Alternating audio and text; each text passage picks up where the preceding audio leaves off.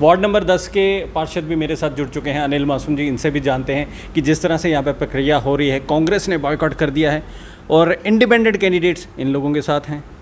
क्या कुछ कैसे देखते हैं आप ये सारा? ये बहुत ही अच्छा प्रोसेस जा रहा था। संगठन का एक फ़ैसला था कि जो पिछले मेयर और डिप्टी मेयर हैं उन्होंने बड़ा अच्छा काम किया, उनको अलग कोई संगठन की जिम्मेवारी देंगे और कुछ नए लोगों को भी मौका देंगे मेयर और ड्यूटी मेयर बनने का, क्योंकि इससे पार्टी का सोचना है कि इससे लीडरशिप डेवलप होती है।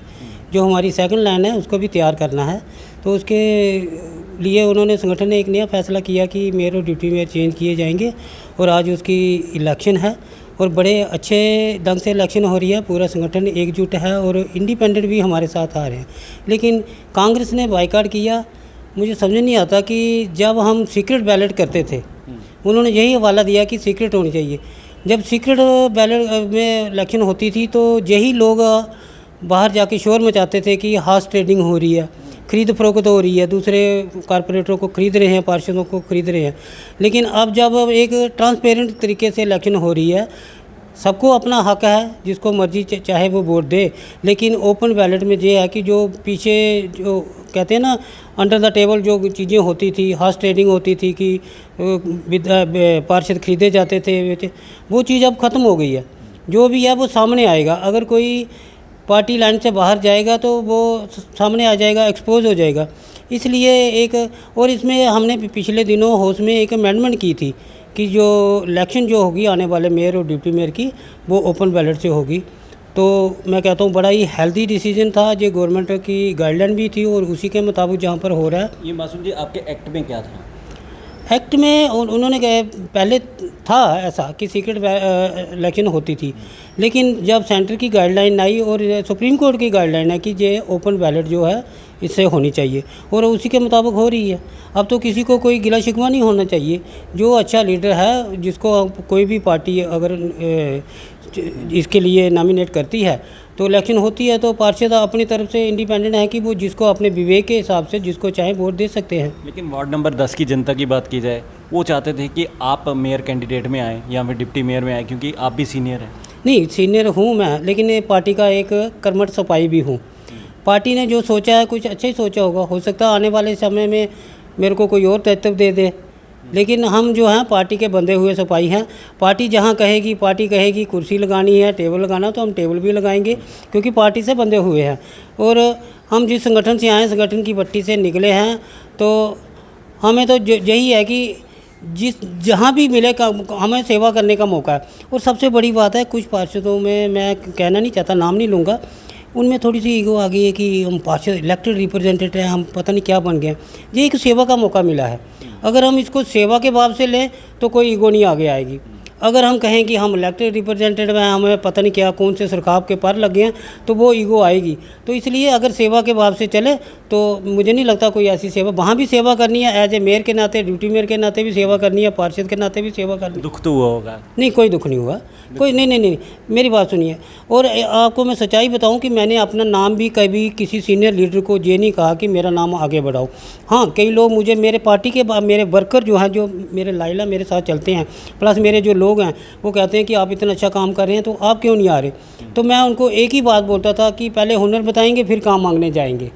पहले एक बार हुनर तो बता दें। कहीं ऐसा नहीं ना हो कि आप पूरी उम्र ताउम्र हुनर ही दिखाते रहें तो नाम किस बात की नहीं, मेरी बात सुनिए। जिस संगठन से मैं आया हूँ ना, आप देखते हैं मोदी जी क्या थे, एक सिंपल कार्यकर्ता थे, आज वो पार्टी के प्रधानमंत्री हैं। संगठन की नज़रें हर तरफ होती हैं। अगर अच्छा काम करते चलो, लोगों की सेवा करते जाओ, कहीं ना कहीं। पहले बताओ, मैं आज मैं पार्षद बना हूँ, ऑनरेबल लगा है मेरे को। 35-40 साल से मैं पार्टी के साथ हूँ। पहले विधायक परिषद में था, 10-15 साल वहाँ लगाए, फिर बीजेपी में आ गए। बीजेपी में अलग अलग दायित्व, मैं बूथ प्रेसिडेंट से शुरू हो गए, वार्ड का प्रेसिडेंट रहा, वार्ड का जनरल सेक्रेटरी रहा, मंडल का जनरल सेक्रेटरी रहा, डिस्ट्रिक्ट में वाइस प्रेसिडेंट रहा, डिस्ट्रिक्ट में जनरल सेक्रेटरी रहा। ऐसी बात नहीं है, संगठन धीरे धीरे आगे बढ़ाता है। लेकिन संगठन जो राजनीति है ना, राजनीति में बड़ी इक्वेशन देखने पड़ती हैं। कहीं कास्ट फैक्टर होता है, कहीं फाइनेंशियल मैटर होता है, वो चीज़ें जो इसमें इन्वॉल्व होती हैं। शायद पार्टी ने सोचा होगा कि आने वाले समय में, और जो लोग आए हैं वो भी अच्छे हैं और मेरे से अच्छे हैं, वो भी एक्सपीरियंस लोग हैं और अच्छा काम करना चाहते हैं। और अगर कहीं कोई थोड़ा बहुत डील डलाई होगी तो हम किस लिए बैठे हैं, हम उनके साथ लेके चलेंगे। कस देंगे आप उनको? नहीं, कसेंगे, बिल्कुल कसेंगे भी, क्योंकि ये परिवार है। परिवार में अगर मेरा भाई कोई गलत करेगा तो मैं उसको कसूंगा भी, ऐसी बात नहीं है, बिल्कुल। अच्छा, अनिल जी, एक सवाल और आखिरी सवाल है, जनता का सवाल है कि 1 साल बचा था इलेक्शन को, क्या ज़रूरत पड़ेगी कि एन मौके पे मेयर और डिप्टी मेयर से रिजिग्नेशन लेने की? क्या वो कार्य अच्छे नहीं कर रहे थे? नहीं, कार्य बहुत अच्छे कर रहे थे। हम भी कहते हैं कि जैसा चल रहा था बड़ा, क्योंकि चंद्रमोहन जी बड़े अच्छे स्वभाव के थे और बड़ा अच्छा मैनिपुलेट करके मतलब फंड्स भी लाते थे, सब कुछ करते थे। डिप्टी मेयर मैडम भी अपना काम अच्छी तरह निभा रही थी। लेकिन कहते हैं ना, जो परिवार का मुखिया है उसने कुछ मन बनाया है तो कुछ सोच के बनाया होगा। आने वाले समय में संगठन की इलेक्शन भी है, पार्टी के इलेक्शन भी हैं, बहुत कुछ देखना पड़ता है उसमें। हम अपना सोचते हैं कि हम स्वार्थी होकर सोचते हैं कि हाँ मेरे को भी मौका मिलना चाहिए, लेकिन संगठन जो है वो सर्वोपरि है और उसने बड़ा सोच समझ के, हम जहाँ तक सोचते हैं संगठन हमसे 10 कदम आगे सोचता है। हम जिस संगठन से आए हैं, मैं आपको मीडिया के माध्यम से अपने लोगों को भी कहना चाहता हूँ कि इतना पैनिक न हो। हमने तो कभी सोचा नहीं था कि कभी हम हुकूमत में आएंगे। हम तो यही कि हमारे 4-6 एमएलए बन जाते हैं और जम्मू की आवाज़ उठाने के लिए हमारे पास ये बंदे होने चाहिए। लेकिन एक सेवा भाव से करते रहे और ऐसी भगवान की कृपा हुई कि आज हम पावर में हैं। और पावर में आने के बाद हमें तो ये था कि जब हम टीमें बनाते थे, मंडल की टीमें बनाते थे, जिला की, हमें कार्यकर्ता नहीं होते थे। हम हमेशा संघर्ष करते रहे, 40-50 लोग लिए, झंडा उठाया अपना और पुतले जलाए, संघर्ष करते रहे। लेकिन आज हम उस कुर्सी पे बैठे हैं जहां हम लोगों की सेवा के लिए फैसले भी कर सकते हैं। ये तो बड़ी बड़ी बात है, क्योंकि हमने तो कभी सोचा नहीं थी कि पावर में आएंगे, लेकिन आज हम पावर में हैं। ये भी हमारे लिए एक सौभाग्य की बात है। मासूम जी, आखिर में अपने कांग्रेस के जो ये पार्षद आपके साथी हैं, क्या मैसेज देंगे? मैं उनको यही मैसेज देना चाहूँगा कि गुस्सा छोड़ दो। नहीं, गुस्सा छोड़ दो। प्लस आपने पीछे भी जो प्रैक्टिस देखी ना, हमें जितना फंड्स आया, अगर हमें 75 करोड़ आया तो हमने हर वार्ड को 1-1 करोड़ रुपया दिया।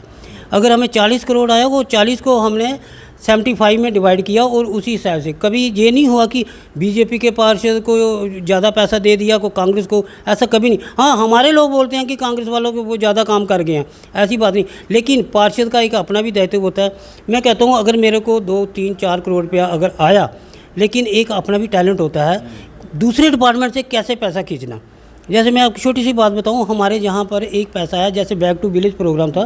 बैक टू विलेज प्रोग्राम में क्या होता था कि कोई सीनियर अफसर जाता था किसी गांव में, पंचायत में, वो अपने लेवल पे, उसके पास कुछ पावर होती थी, वो पंचायत घर में कोई पैसा दे देता था, 2-3 लाख रुपया। कोई वाटर बॉडी थी, उसको गाँव में ठीक करने के लिए पैसा दे देता था। उसी पैटर्न पर हमें आया माई टोन माई प्राइड जिसमें 5 करोड़ रुपया आया जम्मू म्यूनसिपल कॉरपोरेशन को। लेकिन उसमें एक गाइडलाइन थी कि प्रोजेक्ट में लगाना, क्योंकि अगर वही 5 करोड़ हम डिवाइड करते 75 वार्ड में तो शायद 4.5-5 लाख रुपया हर वार्ड में आता। तो एक 5 लाख में तो एक गली भी नहीं बनती। लेकिन गवर्नमेंट का मानना था कि कोई अच्छा प्रोजेक्ट लाओ, प्रोजेक्ट को पैसा देंगे ताकि वो दिखे। 5 करोड़ रुपया अगर back to my tone my pride में आया तो वो दिखे। उसमें क्या था कि सोने पे सुहागा हो गया।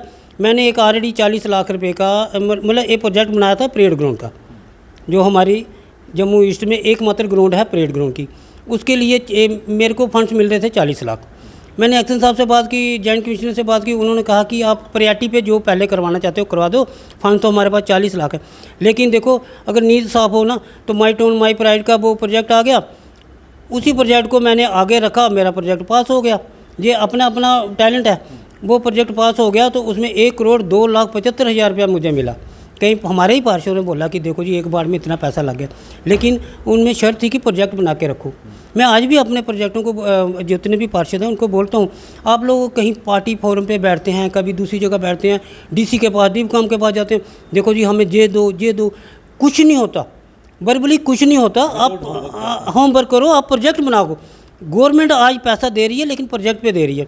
आप अच्छा सा प्रोजेक्ट बनाओ, गवर्नमेंट को अपील करेगा, कमिश्नर सेक्रेटरी जो हमारे यहाँ होते हैं, जो सीनियर लोग ब्यूरोक्रेट्स, उनको अपील करेगा, पैसा मिलेगा। आप कहोगे मेरी नाली बना दो, गली, ये तो रूटीन में करना ही करना है।